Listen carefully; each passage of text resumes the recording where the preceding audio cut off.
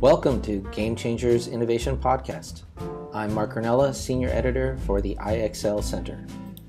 This podcast is brought to you by the Global Innovation Management Institute, the global standard certification board for innovation and innovation management.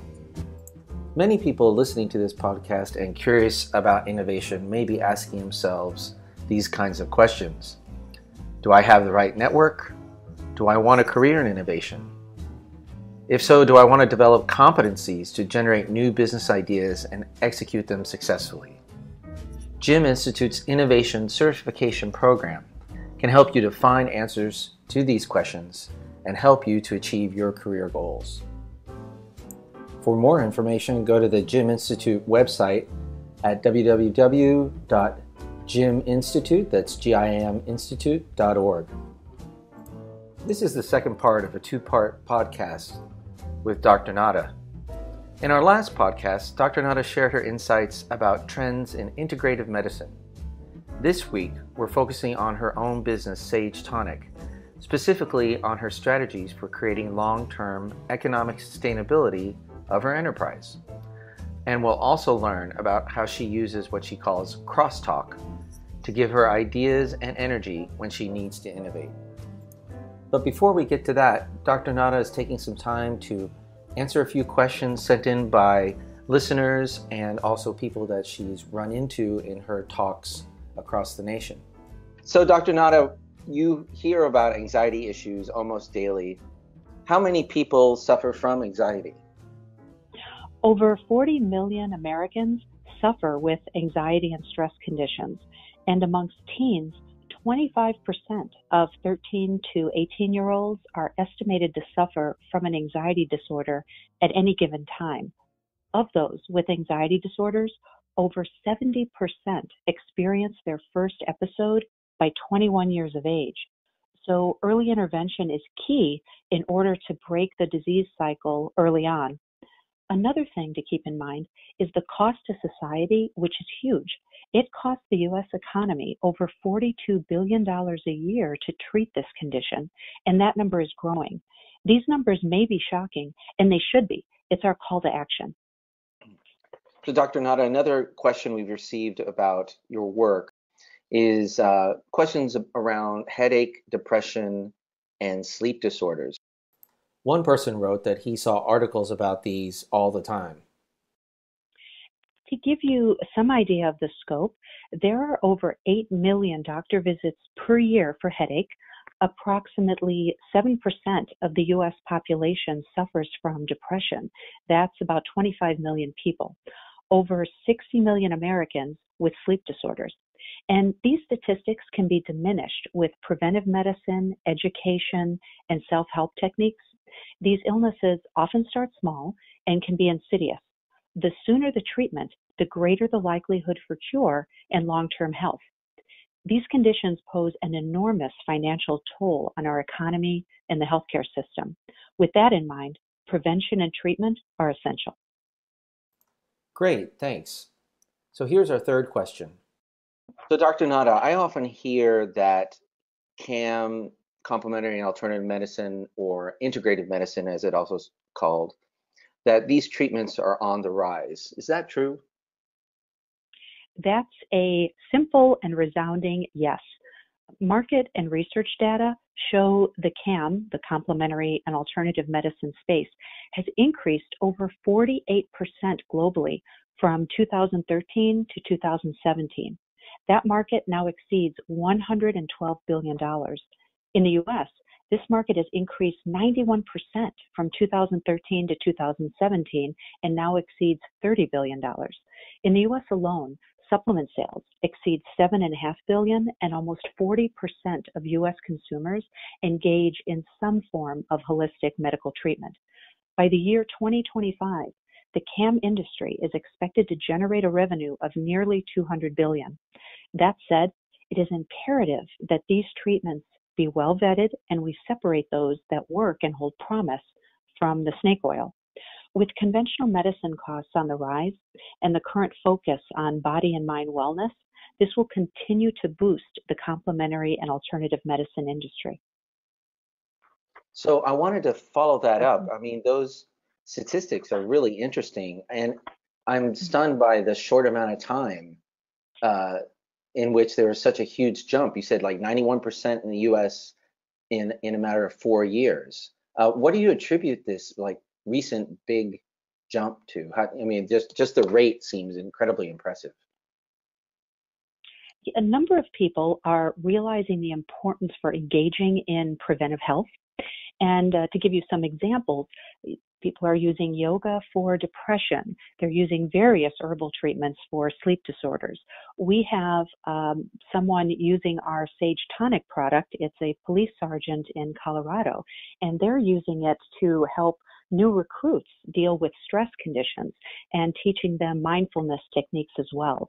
So it's a way of self-care. It's a way of building resiliency. It's a way of having some treatment or therapy in your hip pocket to use it when, where, and how you see fit and in the moment. Dr. Milosavljevic is such a great resource on complementary medicine, and we could spend hours asking her really good questions and getting great answers. I suggest you visit Sage Tonic website, where Dr. Nada's got lots of blog posts and other information concerning complementary medicine. So now we're going to pick up the second half of our podcast interview, focusing on Dr. Nada's business experience. So the last bunch of things I want to talk about is your Sage Tonic business, because it's so interesting and novel.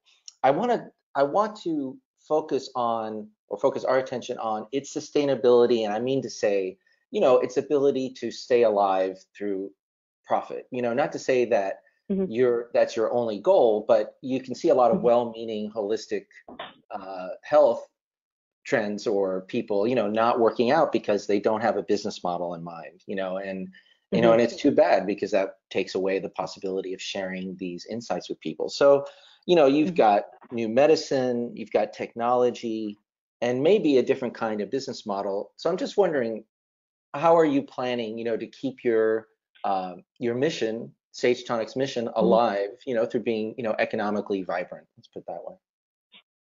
It's difficult to have a single approach because the landscape is so vast. So there are a number of things that we have in the pipeline to do. Certainly, building out the mobile technology. You need to make things interesting, exciting, almost gamifying it for the user to keep their interest, so that they want to learn more about these different techniques, but also via a subscription basis, so that it becomes a monthly healthcare protocol that arrives at your doorstep, so that you automatically get whatever updates are available in the app, because as you achieve certain skill sets with some of the treatments, we want to keep upping the ante and unlocking new treatments so that you can advance your knowledge base and feel increasingly empowered to use these treatments. So everything is sent to you. So that's one area. But another as well is through corporate wellness programs, because this type of treatment and product that we offer is not only something that can be easily used within an office setting, some of the treatments, but it's things that employees can take home and share with their families, which is different than some of the other models where you have to go off to the gym and do certain things. But we plan to partner with wearable devices to really track your progress using some of these natural treatments. How can they alter blood pressure? How can they alter pulse when you're doing yoga, doing acupressure? And so there's a tremendous learning component to that as well. But there are two areas. So it's interesting, as this business has grown, some just fascinating applications that we never even realized. And two that are profoundly meaningful to me. One is I received a call from a police sergeant, and he told me, we got a hold of your product, and I was surprised to hear that. When I first get a call from a police officer, I'm thinking, what have I done, or has my license expired? But immediately he said, no, please calm down. I'm actually calling to thank you. We have started using your product with our new recruits. at the police academy, because we realize that they are under such high stress, but we need natural tools to help them and to help them on the go. And Mark, here's a very shocking and disturbing statistic that he shared with me, and I then received the article. 2017 marked the first year that first responders, firemen, policemen, EMTs, more died by their own hand and committed suicide than died in the line of duty, which is a very upsetting thing to hear, knowing, how they're there for us. They help us. They're on the first line, and it's just an unacceptable thing to hear. And he said, we realize we have to provide tools for these new recruits to learn how to manage severe stress or sleep difficulty. They have loaded weapons. They're driving cars. You can't have them heavily medicated, for goodness sake. And worse yet, you don't want them self-medicating when they go home in dangerous ways. So they started to use the product. And so obviously Sage Tonic is on board with them 100%. So we're planning to play a much more integrative role in helping to educate them, provide them with product, advance the technology so we can really tailor it to their needs. So that was one utterly surprising but wonderful way that we found we could help and really personalize integrative treatments and continue that innovation, but in a very targeted way. And then another was with our essential oil wipes. We found that a pediatric oncology unit here in Boston was using them for the patients because many of them can't sleep or they're stressed, and they need things that are antibacterial because some are immune compromised. And so there's another way that integrative treatments can be woven in and used synergistically with cutting-edge, high-end medical therapies. So there really is a wonderful way that these integrative techniques can be put together with cutting-edge medicine to amplify the effect. Seems like what you have there is this novel way of delivering these positive health outcomes, and then people are running into them and applying them in a novel situation that you didn't anticipate. And that's what's so wonderful about it. You have to be fluid with this and realize that others are going to come up with innovative ways to use it and to help them on their journey to make it work for them. And to me, that is the true definition of personalized care or personalized medicine. You are taking the current technologies, but continually innovating them to make them increasingly specific to the needs of any given patient or patient population. And through that, we've really advanced the state of the art in terms of what we can offer, how they can be treated, and the success that they can meet with because it worked with their lifestyle. I think this being open and adaptable is so key. I just had a conversation with somebody in the energy industry who talked about this same, he called it this ability to pivot, that you have an intention of a certain product and it's not working, or it's not working to the way you'd like. So how do you find a new way to make it work? And that openness is really important. And to me, some of the best innovation occurs there. When you have that unexpected input into your work, right? Is that what you're saying? Oh, yeah, exactly. And that light bulb goes off, and you've got to go down that path because it may lead to something that was entirely unimagined previously, but now that becomes the standard. And then it takes you to the next level and the next level. And that is part of innovation, is that fluidity and that ability to internalize whatever that new idea, thought, or pathway is, and then take it to the next level and then build upon that and so on. Right. So you're ready, and it seems predisposed to have a lot of partnerships, right? This new opportunity, somebody calls you and they say, oh, how can we work together, right?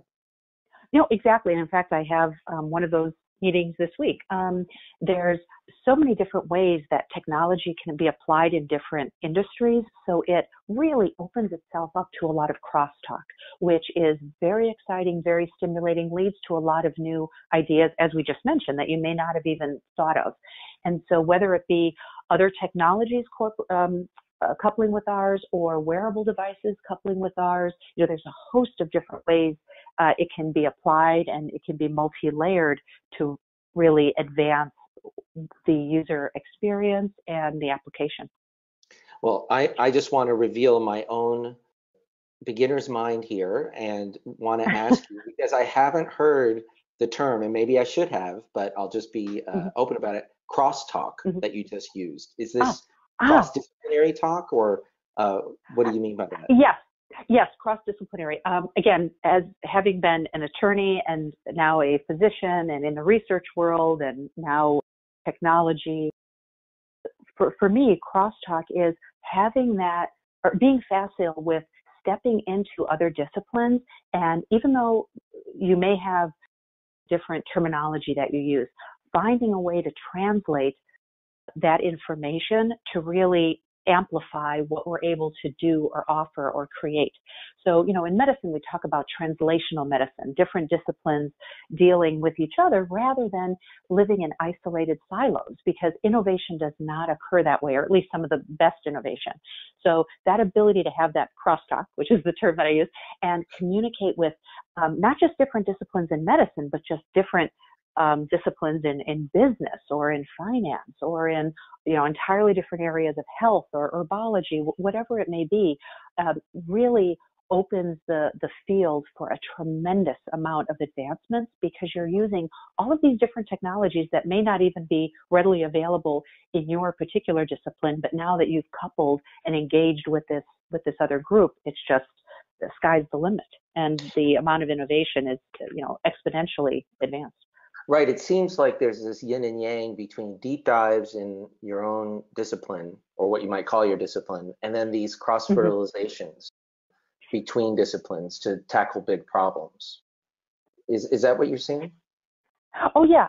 And that's often what needs to be done to solve some of the problems, because if you hit a wall within your own discipline, it's kind of your light bulb that, all right, it's time for me to step beyond the boundaries of what I might know and start to reach out to others in different areas to see if somehow communicating together, we can come to this solution. You may have half of the equation solved, but they can take you the other half to cross the finish line and solve a really important, complex problem. So the last thing I'm curious about then is, it seems to me in talking to you that you have a sort of natural curiosity. Like you're like, oh, I'm a lawyer, but oh, I want to learn about the science behind the medicine. And then you learn about that, and you're like, oh, I discovered this and that. How would you describe yourself, your own disposition to innovate? Why is it, what's kept you searching for new ways to do things through your career? Well, one, I love to advance the state of the art. I mean, having been an intellectual property lawyer, you love innovation, you love seeing new creation, you love seeing new ideas brought to the fore, because it can better the lives of all of us. And as I said, advance the state of the art and take us to the next level. But also, I'm astutely aware of many countries in the world where, unfortunately, innovation, patents, new technology, creativity is not valued to the extent that it is here. And I hold that in high regard, because I do believe that is what makes life better for all of us, is when we're able to take these new ideas and we have a platform to bring them to the public and let people use them when, where, and how it may work with their lives. Maybe they interpret it into something entirely different, as we discussed. People may find new applications for it, but working together in that collective way to put these advancements there and let others also contribute and maybe turn it into something else really betters society. And that is a deep-seated belief for me. And I think that's part of what keeps me curious and excited to innovate, excited to try new ideas and trends to see if, you may have 9 trials of something that fail, but you finally hit that one thing where it really can make a difference. It really is an advancement that can benefit so many. So it's always worth the search. In talking to Dr. Nada, I'm reminded that innovation is this interesting balance between creativity and discipline. In talking to her, you can see that she loves new ideas, and they're not just ideas about medicine. She's open to learning from all sorts of disciplines. And variety is something that is inherently pleasing to people. Makes sense. The French have this phrase, vive la différence, long live differences, meaning that human beings love variety, they love discovery, they love the unknown. or at least discovering things that are new and pleasing. But just being a dilettante in everything, for people like Dr. Nada at least, would not be satisfying. While she loves variety, she also has big goals she'd like to accomplish. And to do that, you need to focus. And what's happened with her is that she has dedicated herself to helping people lead better lives. And so this is the constant, this is the discipline, this is the focus that she has used to shape all of her time and all parts of her career, from law to conventional medicine to CAM, and now into an entrepreneurial space with her company, Sage Tonic. So maybe we might change that French phrase a little bit from vive la différence to vive l'équilibre, from loving difference to maybe loving equilibrium and balance even more in the pursuit of great goals. So until next time, this is Mark Cornella, Senior Editor at the IXL Center, wishing you well. Take care. Bye-bye.